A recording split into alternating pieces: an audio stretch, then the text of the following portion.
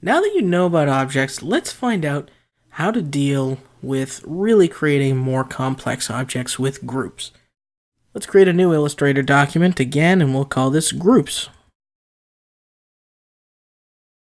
Now, say we want to make something pretty simple, right? We want to do, I don't know, a beach ball. Well, I'm going to make a circle, and then I'm going to start in the center, hold down Option. Then I'm going to start in the center and hold down Option and drag out until I get to each side and make a second circle. Start in the center again, hold down Option, start in the middle, and grab and make a third set of circles. That's a pretty good looking beach ball. Let's add some color to it too. So we'll select our innermost beach ball and we're going to make that red. So we can use the appearance palette, or we'll just grab in the swatches palette, we'll click on red.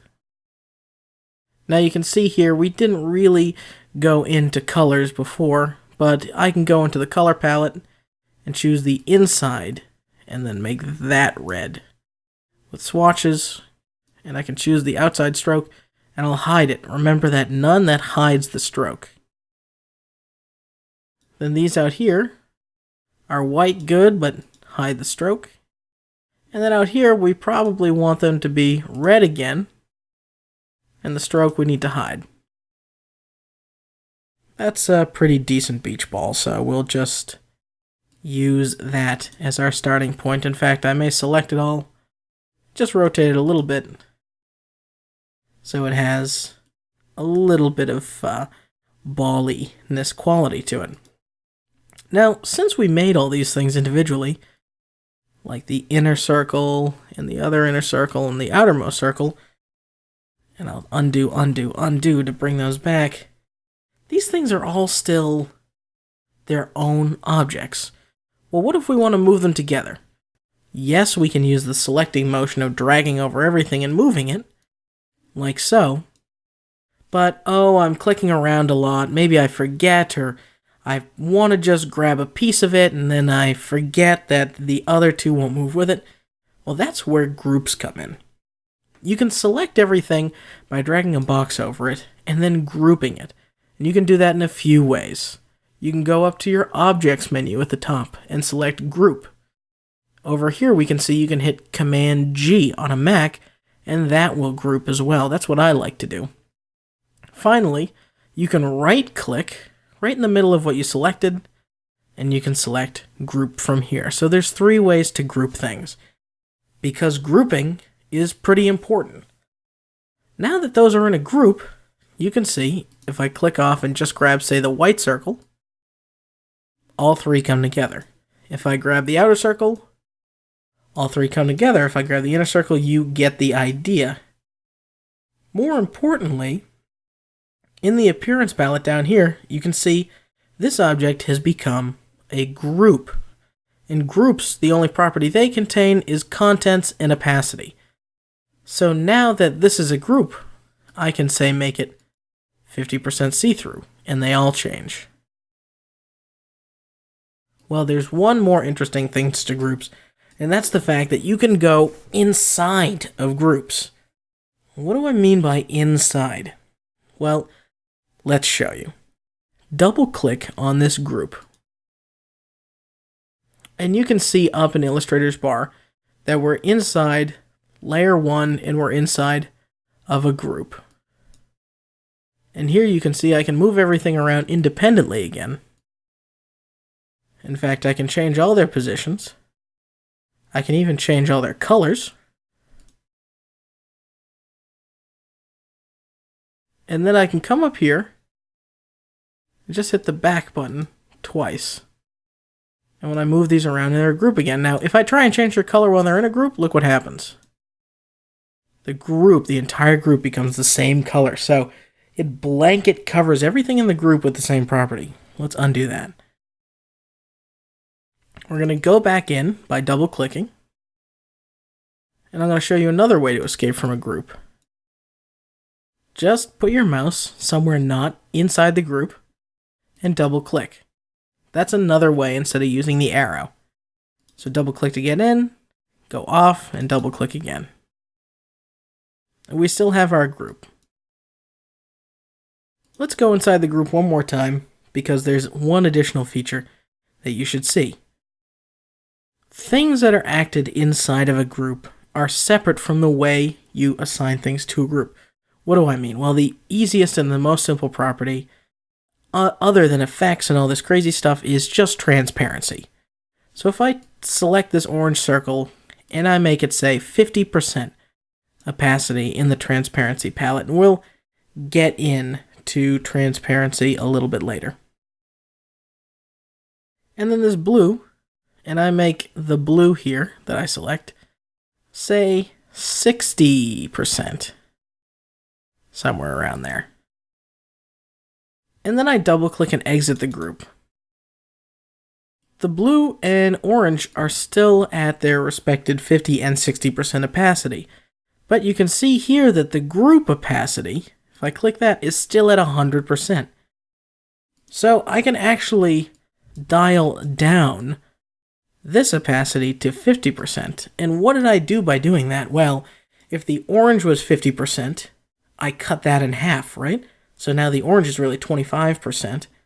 The blue was 60, cut it in half, that's 30. And the red was 100, cut that in half, it's 50. So you can see, you could even keep going. I could make a new object here that is purple. And I can select everything. And I can right click and group that. And now my group, you can see the opacity is back at 100%. So I can drive it down again. Basically, you can have endless amounts of groups. You can just keep adding things and making it right-click part of a group. And every time you make something part of a group, that group gets its own default properties. Now, if you've done stuff that's a little crazy and you want to select something that's in a group, but you don't want to get inside of a group, that's what our direct select tool can do. So I can use direct select tool and say, select this big circle, and I can move it like it's not in a group. The direct selection arrow won't honor the fact that something is in a group. It doesn't care. It just says, this is an object, I can grab it, I'm going to do it. So I'm going to select this purple thing and hit delete, because I don't want it in that group anymore. And I'm going to move this one over here. But then, when I grab the regular selection tool and grab this purple thing, you can see it grabs the entire group. Finally, if you've grouped things too deep or you just don't want it grouped anymore, you can ungroup things. And let's watch what happens there. If I right-click, select my object, and right-click, I can go to ungroup. Now if I select these, you can see the opacity of the group and transparency is 20. You can see the appearance down here is at 20. If I right-click and ungroup that, it resets and loses that group property. So it says, okay, the group was 20, but we're not a group anymore. So we're just going to throw out that 20%. Finally, this beach ball was a group. And this was a separate thing, so I'll delete that. We cut everything in half. Our group here was 50% see-through. Let's right-click and ungroup it. Here we go. We basically have ungrouped back to the point where we have all separate objects again. So you can see, grouping, ungrouping can be a very powerful thing, especially if you're going to start getting into applying shadows and complex shapes. You really want to use groups to become more powerful, not less powerful. And it's a tough thing to manage. So you got to remember when something is in a group or when something is not in a group. And you have to look for key indicators that Illustrator tells us, whether it's selecting it all and looking in the appearance palette or double clicking on something and seeing if Illustrator tells you it's a group in the bar. There's a lot to look for, but this is the concept of groups. And you're really going to want to use it when your scene gets very complex. Once you have, and I'll group this with Command G, once you have 25 of these balls, you don't want to actually manage every single little circle. You just want to manage them all like they're beach balls, because that's all that matters to you. And in fact, I think I'll grab my pen tool because this calls for a little sand.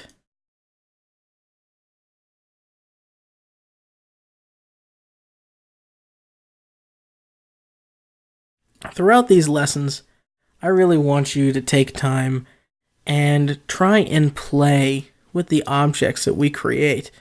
I mean, Illustrator is going to give you a lot of tools, and I expect that when we hit a certain point, especially around week 3, that you're pretty comfortable with making these simple objects and you're ready to start trying some more adventurous things.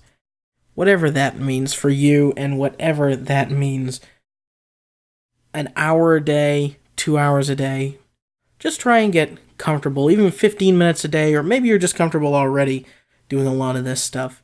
Know that this is how groups work, this is how creating objects work, and start thinking about making more complex things. In fact, things are going to get even cooler and more complex when we get inside of layerless thinking. That's coming up next.